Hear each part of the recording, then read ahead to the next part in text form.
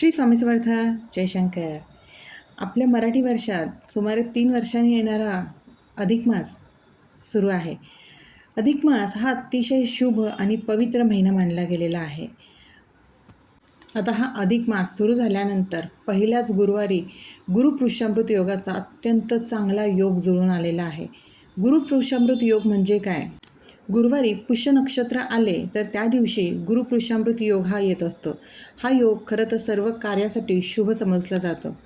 या दिवशी सोने खरेदी केले असता त्याची वृद्धी होते अशी मान्यता आहे. अधिक मासात केलेली उपासना अनेक पटीने आपल्याला पुण्यकारक असते असे म्हटले गेलेले आहे. आणि या अधिक मासात पहिल्याच गुरुवारी गुरुपुरुषामृत योग येणे म्हणजेच आपल्याला गुरुसेवेची सुवर्ण संधीच आहे. या दिवशी दत्त महाराज, स्वामी समर्थ, गजानन महाराज, शंकर महाराज, साईबाबा जे कोणी तुम्हाला गुरु समान तुम्ही त्यांना मानत असाल त्यांचे नामस्मरण, मंत्राचे जप, स्तोत्राचं पठण, त्यांची उपासना केल्याने अत्यंत पुण्यकारक, अत्यंत कैक पटीने त्यांच्या सेवेचं फळ आपल्याला मिळत असतं.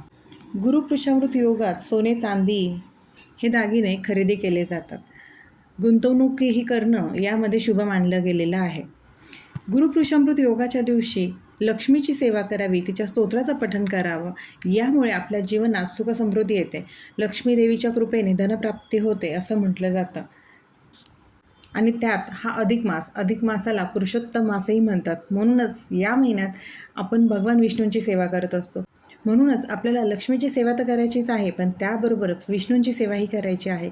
या दिवशी आपल्याला व्यंकटेश स्तोत्र, विष्णू सहस्त्रनाम याचं पठण करायचं आहे. तसेच आपल्याला आपल्या गुरूंची सेवा करायची आहे. त्यामध्ये दत्त महाराजांची दत्त 52 किंवा 52 श्लोकी गुरुचरित्र, आपल्या स्वामी समर्थांचं शक्य असेल तर स्वामी चरित्र सारामृत किंवा फक्त स्वामींचा जो आपला मंत्र आहे म्हणजे श्री स्वामी समर्थ हा प्रत्येक सेवेकरांच्या मुखात नेहमी असतोच.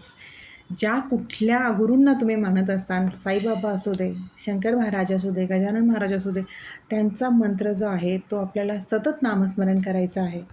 आपल्याला आपल्या कुलदेवतेची पण मनोभावे पूजा करायची आहे. कारण कुलदेवतेची पूजा करणं हे सगळ्यात आधी महत्त्वाचं आहे. आपली कुलदेवी प्रसन्न असेल तर आपले सगळे कामं हे विना अडथळे होत असतात.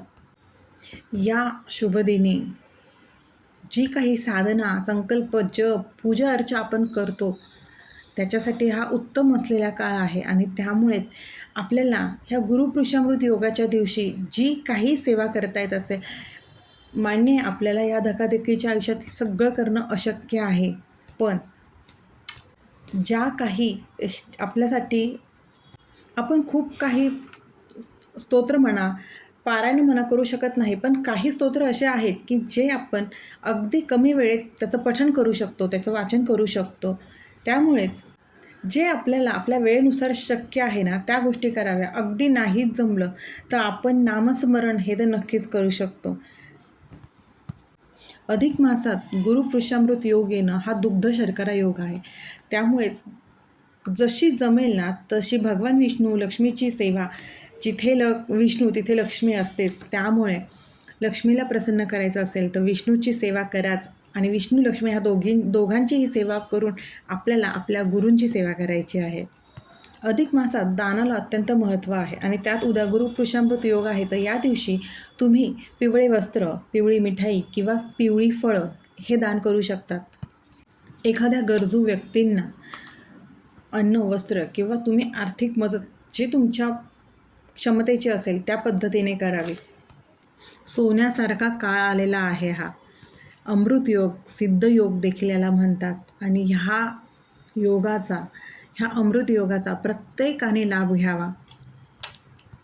आपल्या आयुष्यातील सुखसमृद्धी वाढण्यासाठी, आपल्या आयुष्यात सकारात्मक ऊर्जा राहण्यासाठी आवर्जून या सेवा करा आणि अनुभव घ्या.